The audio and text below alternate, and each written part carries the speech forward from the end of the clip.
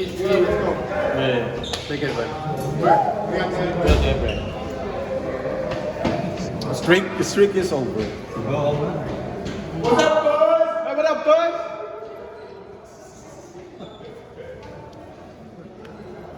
CJ, ba't di ka naglaro? Di kaya? Hindi. It's their decision naman.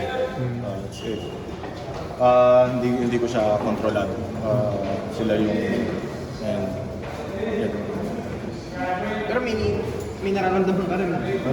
Pero kung ako tatanungin mo as a player, I can still play. Kung gusto nila maglaro ng full, malaro ka ng full. Kasi that's how I honor the game of basketball. I love basketball.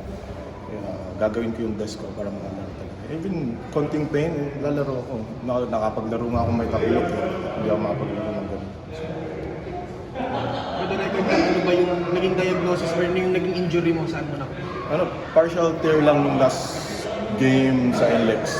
May pumitik lang and may punit na konti. Pero sabi ni Doc Canlas, depende naman sa akin kung gusto maglaro. And 2 to 3 weeks talaga dapat yung healing. Tuhod or? Growing. Pero maliit lang na tear. Pero Di ba yun yung parang nagbanggaan kayo ni Dave? Yun. Doon Yun.